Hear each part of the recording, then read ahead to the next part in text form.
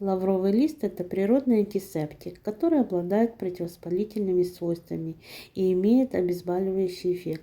В виде отвара лавровый лист может быстро справиться с инфекционными заболеваниями дыхательных путей.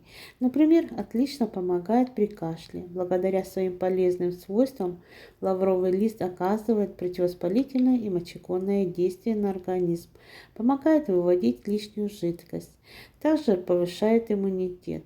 При боли в горле и кашле залейте 2 листика лаврушки кипятком.